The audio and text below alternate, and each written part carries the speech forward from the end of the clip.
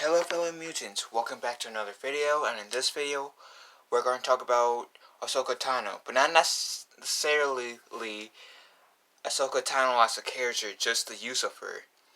Now, I enjoy how she was used in the Clone Wars show, especially in the last two episodes of the Clone Wars episodes. I mean, the Season Mandalore arc, it was epic and intense and had me on my toes the entire time. Like, I didn't know whether or not Darth Maul was going to escape or Ahsoka was going to be injured. And I don't know if that was exactly told in the Ahsoka novel because I haven't read the Ahsoka novel yet, as of yet. Guess I didn't have a chance to yet. But I knew the basis of the Ahsoka novel was her adventures after the offense of, well, Revenge of the Sith, pretty much. Like, so after the Clone Wars ended, Order 66 happened, and the Jedi are practically no more. Like, her adventures after, like, the prequel era. So I know she survived Order 66. And I did enjoy, like, her role in Season 2. Them bringing Ahsoka back in, Season 4 of Star Wars Rebels. I mean, yeah, it was exciting. Like, it was exciting as a fan to watch at the time because Ahsoka is honestly one of my favorite Clone Wars uh, characters, if not my favorite Clone Wars character in general. But and heard that she's going to potentially be in Star Wars Mandalorian season 2. I'm okay with that. I mean, in Rebels they kind of set it up that she lives throughout the uh, original original trilogy era and a little bit past. We don't exactly know when she died in Star Wars canon. Dave Filoni said she could have potentially lived and survived all the way to the events of like Rise of Skywalker. But I don't know whether or not if later on the road he'll change his mind, saying, "Oh yeah, she was one of the first ghosts that I spoke to Rey." But here's the thing: I'm kind of worried that they might overuse Ahsoka. As I said before, Ahsoka is my favorite Clone Wars character, or at least one of them, anyways. I loved her arc in in the Clone Wars, the movie and the series. Yeah, she kind of came across as a little bit too snippy, like too snippy in the Clone Wars movie. But I already knew because I saw the Clone Wars movie when it came out in theaters in 2008. And I don't know why my sleeves are like this. And I already knew ahead of time that and this was back before Star Wars was Disney, so at the time the Clone Wars aired on Cartoon Network, the series. I knew going into the show that there was going to be a series, so I said, okay, who's like Anakin? Never had an apprentice. They introduced her pretty decent, like in a decent way in the Clone Wars movie. She was one of the most like hated Star Wars characters when the Clone Wars movie came out. And temporarily taking away season 7, temporarily. The 5 seasons that Ahsoka was in, I'm not really including season 6 because she was more of a vision for Yoda than anything else, not an actual character that can touch, per se. If you get my meaning, it was more of a vision for Yoda. So in the 5 seasons that she was in, and again, I'm discluding the season 7 at the moment, it was the character development, character growth for Ahsoka Tano was great. She was Anakin's apprentice. Yes, at first she was a bit too snippy, but as the Clone Wars progresses in terms of seasons, we saw her mature, going to a badass young Jedi and a wonderful young woman and a wonderful person. In most, she's an alien, but you get the gist. And she left the Jedi Order because bringing in season 7 now, as Darth Maul said to Ahsoka in the last episode, spoiler alert, because of the Jedi's hypocrisy. And because of that, she had lost faith in the Jedi until, as she said in episode 9 of season 7, until she was reminded what the Jedi means to people who needs them.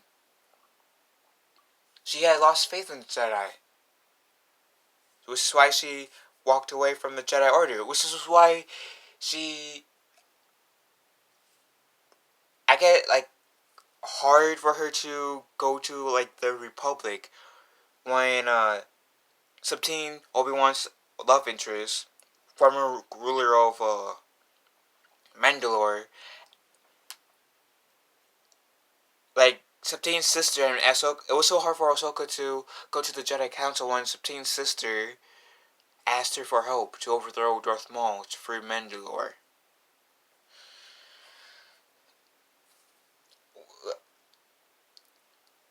And I do enjoy her, like I said, I do enjoy her arc in Rebels as well. It was pretty interesting. My favorite part to Ahsoka was the fight between her and Darth Vader. That was the best Ahsoka scene, at least one of the best Ahsoka scenes in Rebels, and one of the best Ahsoka scenes in Star Wars in general. Whether it's Legends or canon, it's one of the best Ahsoka scenes, moments in general. Now, the reason why I'm nervous about them overusing her, she's gonna be in Mandalorian season 2, reportedly, rumorly. I'm taking this as a rumor, and I'm okay with that because they, like I said, they did kind of set it up at the end of like the series finale for Star Wars Rebels that Ahsoka lives on after the events of the original trilogy, and Mandalorian takes place like about 5 years after the events of Mandalorian. So I'm okay with that. But also an Ahsoka series was I'm okay with that, but and then having her potentially be shoehorned into like the potential Cassian Endor series, and which takes place like a bit before Rogue One, and the Obi-Wan series, like, are you guys sure you're not overusing her? Because there's such a thing called overusing her, or planning to overuse her. I mean, I'm hoping that I'm just being overly cautious in this case. I generally wish I am. Because, like I said, I do enjoy Ahsoka. I do like her as a character. She's one of my favorite Star Wars characters. She's my favorite Star Wars character of the Clone Wars. And potentially Rebels. And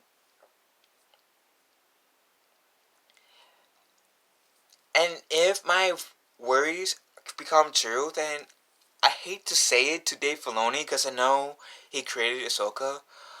And I know if this is the case, was the case, that we would have never seen that badass fight between her and Darth Vader in Rebels. But she might as well died in Order 66 like George Lucas wanted. Or keeping the Darth Vader versus Ahsoka fight, she would have been better off if she just died during her fight with Vader. Because at least, yeah, she was a great character. At least the awesome, she won't be plagued with the part of being overly used. And like I said, that's the part that worries me. So, am I being overly cautious in this case? Potentially. I mean, keep in mind, the Obi-Wan series hasn't come out yet, and with how Lucasfilms is, Kathleen Kennedy is running things, with how Lucasfilms is doing things at the moment. Taking the coronavirus out of the way for a second. I don't know if the Obi-Wan Kenobi series will be happening, per se. And they're casting an Endor, so I don't know.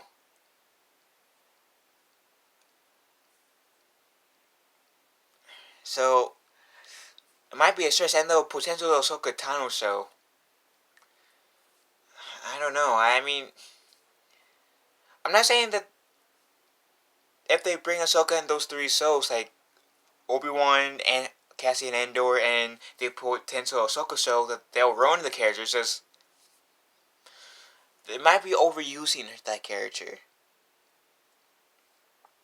If that makes sense. So yeah, that's just my take on the whole thing. What's your take? Do you guys feel like Ahsoka Tano is being overused? Let me know in the comment section below. And be kind to one another. Have a nice day. I love you all, and thank you for joining. And side note, I'm really wanting Ahsoka Tano to be in Battlefront 2 as a playable character. Her as a hero and her villain counterpart, Ventress, are one of the Inquisitors. One of those two as the villains for Ahsoka's counterpart, like dark side counterpart per se. But let me know in the comments down below, and I'll see you guys, like, how you guys feel about whether or not you guys feel Ahsoka Tano is potentially going to be overused or not in, like, future Star Wars projects, or you have that fear. Leave a comment down below, and may the force be with us all.